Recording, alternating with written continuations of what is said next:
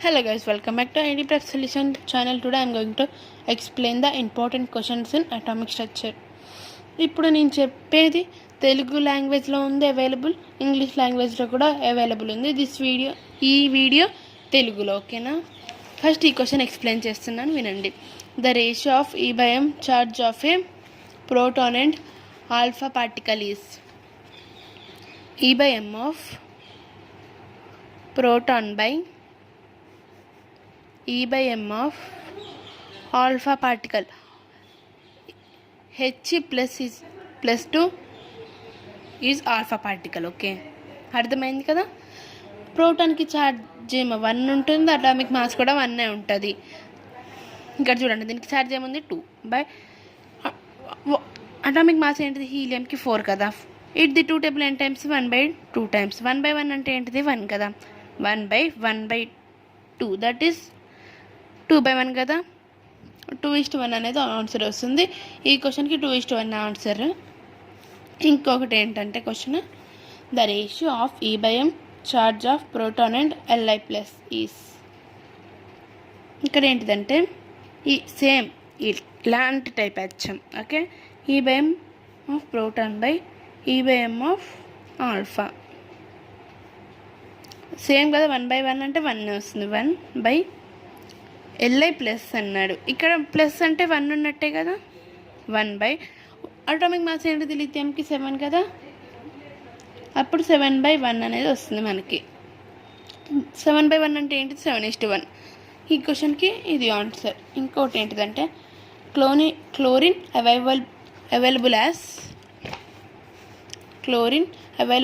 2 types. They chlorine 35, chlorine 37 and their abundance is 75% and 25%. ఇప్పుడు chlorine 35 తీసుకున్నాం అనుకోండి, దానికి 75% తీసుకోవాలి. క్లోరిన్ 37 తీసుకున్నాం అనుకో, దానికి 25% తీసుకోవాలి. ఓకేనా? చూడండి, ఫస్ట్ ఇక్కడ 35 ఉంది కదా, దేనిది ఇంటూ పెట్టుకోవాలి. First 35 × 75 plus 37 × 25. చూడండి, 35 ఇంటూ అబిడెన్స్ ఎంత ఉంది 35, దానికి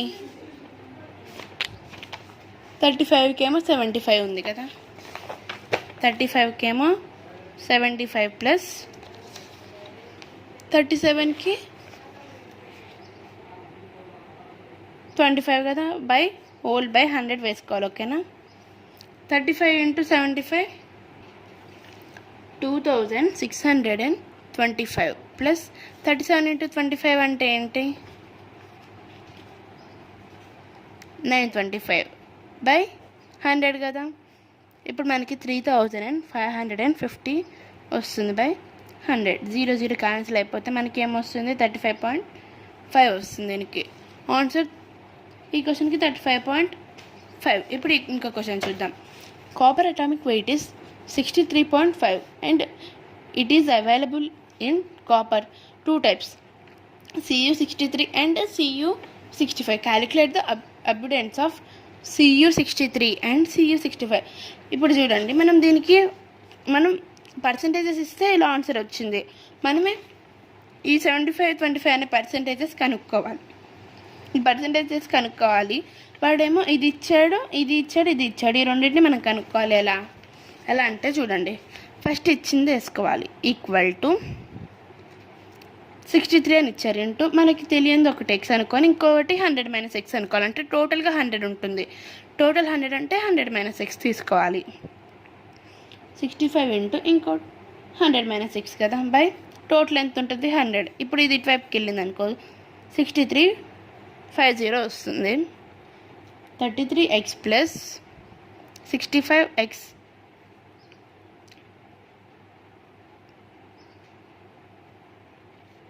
ఇక్కడ -65 ఉంది ప్లస్ 6500. ఇప్పుడు 2x = 150 వస్తుంది మనకి. అప్పుడు x = ఎంత అవుతుంది, 75% వచ్చింది. x = ఇప్పుడు 100 - x చేసుకోవాలి. 100 - x అంటే మనకి ఎంత వచ్చింది, 75. 100 - 75 ఎంత, 25%. అంటే 63కేమో 75% వస్తుంది, 65కేమో 25% వస్తుంది. ఓకేనా? ఇప్పుడు ఇంకో క్వశ్చన్స్ చూద్దాం. Okay, wavelength of blue light is 4800 Armstrongs. Calculate the frequency and wave number of that light in SI units is. ఈ క్వశ్చన్కి ఎలా చేయాలంటే ఫస్ట్ వాళ్ళు వేవ్ లెంత్ అంటే ఏంటిది, లాంబ్డా, అదెంత ఇచ్చారు, 4800 Armstrongs ఇచ్చారు. SI యూనిట్స్లో అన్నారు కాబట్టి మీటర్స్లో. దీన్ని ఎలా రాయొచ్చు, 48 × 10⁻2 ఇంటూ Armstrongs ఎంత, 10⁻−10 మీటర్స్. అయితే సెంటీమీటర్స్లో అనుకో 10⁻−8 సెంటీమీటర్స్ కదా. 48 × 10⁻−8 అనేది మనకి ఇప్పుడు వస్తుంది 1/λ కదా. 1/48 × 10⁻−8 అప్పుడు మనకి ఎంత వస్తుంది, 0.02 × 10⁻⁻, ప్లస్ అంటే మైనస్ పైకి వెళ్తే +8 వస్తుంది కదా. అప్పుడు 2 × 10⁻6 మీటర్స్ వస్తుంది. New bar equal to C × new. C అంటే ఏంటంటే మీటర్స్లో 3 × 10⁸ కదా. మనకి ఇక్కడ ఇది ఎంత వచ్చింది, 2 × 10⁻6 వచ్చింది. ఈ రెండింటిని యాడ్ చేస్తే 6 ఇక్కడ బేసెస్ సేమ్ ఉంటే పవర్ షుడ్ బి యాడెడ్ అంటే 10⁻14 వస్తుంది. ఇది మనకి రిక్వైర్డ్ ఆన్సర్. ఇప్పుడు ఇంకో క్వశ్చన్ చూద్దాం. Wave length is 400 nanometres. Find frequency in SI units. ఇది ఎలా చేయాలంటే ఇది కూడా ఈజీ క్వశ్చనే. 400 నానోమీటర్స్ని వాళ్ళు SI యూనిట్స్ అన్నారు కాబట్టి మీటర్స్లో కన్వర్ట్ చేయాలి. 4 × 10⁻2 × 10⁻−9 కదా. అప్పుడు 4 × 10⁻−7 వస్తుంది.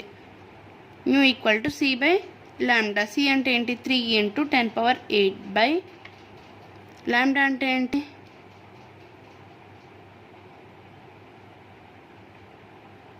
మనకి ఎంత వచ్చింది, 4 × 10⁻−7 కదా. 3/4 అంటే 0.75.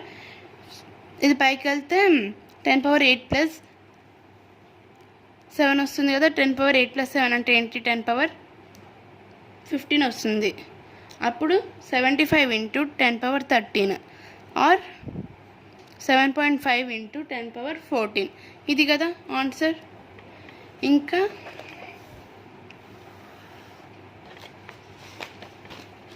ఇక్కడ చూడండి, if the wave length radiation lambda ఇచ్చారు, ఈ ఫైండ్ అవుట్ చేయాలి ఇన్ CGS. ఫార్ములా ఏంటిది, E = hc/λ కదా. హెచ్ అంటే ప్లాంక్స్ కాన్స్టాంట్. 6.625 × 10⁻−27 ఇది ఎంత వస్తుంది, 3 × 10⁻10.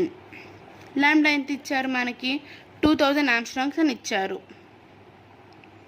2 × 10⁻3 సెంటీమీటర్స్ అంటేనేమో Armstrongs 10⁻−8 వస్తుంది. అప్పుడు 2 × 8లో నుంచి 3 పోతే ఎంత, 10⁻−5 కదా. అప్పుడు లాంబ్డా వేసేసుకుందాం ఇక్కడ. 10⁻−5 అనేది ఇది 2 టేబుల్లో నియర్లీ 3.3 టైమ్స్ 9.9 ఇప్పుడు ఈ మూడింటిని సబ్స్టిట్యూట్ చేస్తే మనకు వచ్చేది 10⁻−12 వస్తుంది. ఎక్స్ ఇన్ సీజెస్లో అంటేనేమో ఎక్స్ అనాలి మనం. ఇది మోస్ట్ ఇంపార్టెంట్ క్వశ్చన్ అండి, ఎందుకంటే ప్రీవియస్ మెయిన్స్లో కూడా రిపీట్ అయిన క్వశ్చన్ అండ్ చాలా ఇంపార్టెంట్ క్వశ్చన్స్. ఇక్కడ వాల్యూస్ కూడా మార్చి ఇచ్చిన సందర్భాలు కూడా ఉన్నాయి. If 10⁻17 joules of light energy is needed by the interior of human eye to see an object, the photons of lambda is 550 nanometers to see object are. ఎలా చేయాలంటే first E = hc/λ find out చేయాలి. దీనికి కూడా 6.625 × 10⁻9 వాళ్ళు ఇక్కడ joules ఇచ్చారు కాబట్టి మనం SI యూనిట్స్ ప్రకారంగా తీసుకోవాలి. 3 × 10⁻8/λ ఏంటి, 550 × 10 నానోమీటర్స్లో ఇచ్చండి. ఇది 550 నానోమీటర్స్ అన్నాడు కాబట్టి మీటర్స్లో ఎంత, -9 కదా. అప్పుడు 6.625 × 10 power minus 34 into 3 into 10 power 8 divided by 55 into 10 power minus 8 కదా. దీన్ని 10 power 1గా రాస్తే 10 power minus 8 అయింది కదా. అప్పుడు ఇది సబ్స్టిట్యూట్ చేస్తే మనకి నియర్లీ 19.875 వస్తుంది ఇంటూ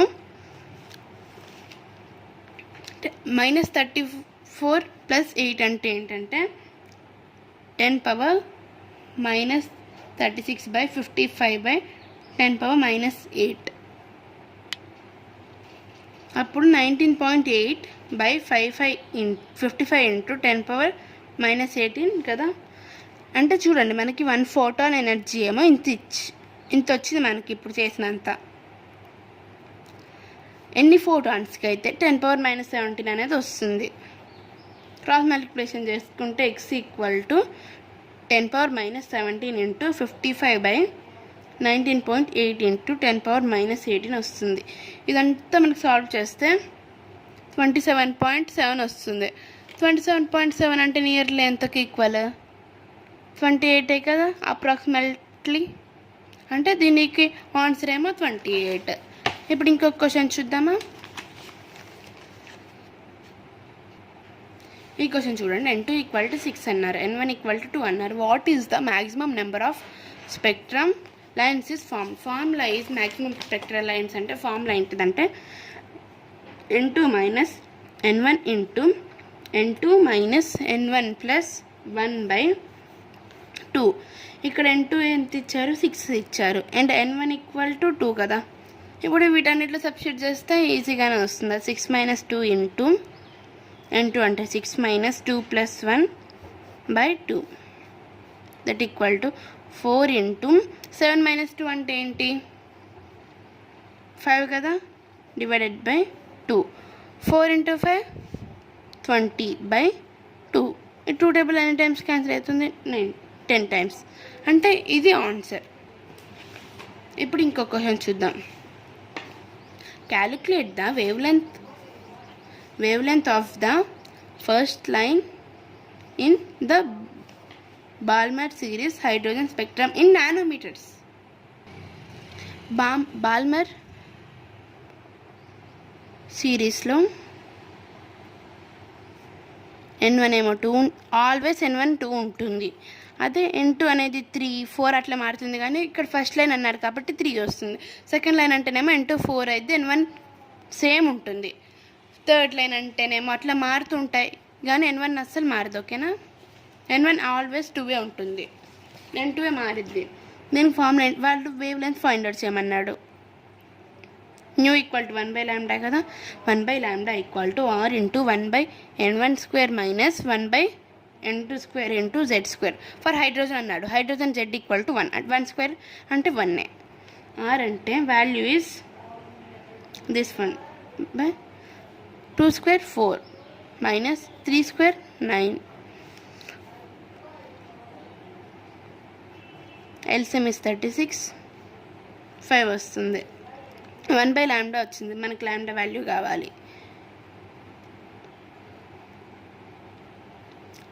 బై 5 కదా. ఇప్పుడు దీన్ని సబ్స్టిట్యూట్ చేయాలి.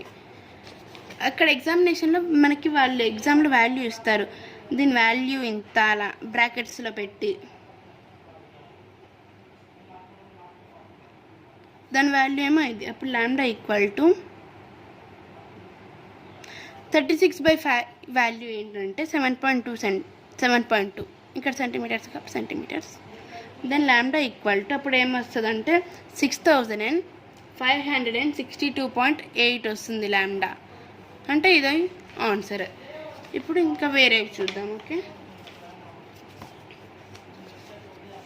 Calculate the wave length when n1 = 2 n2 = 4 in hydrogen spectrum. Wave length అన్నాడు కాబట్టి 1/λ = r. అంటే వాళ్ళు r అక్కడ ఇచ్చిన ఆన్సర్స్ బట్టి చూడాలి. ఆర్లో ఉంటేనేమో ఆర్ని సబ్స్టిట్యూట్ చేయకుండా చేయాలి. అంటే నార్మల్ వాల్యూస్ ఉంటేనేమో అన్ని సబ్స్టిట్యూట్ చేయాలి.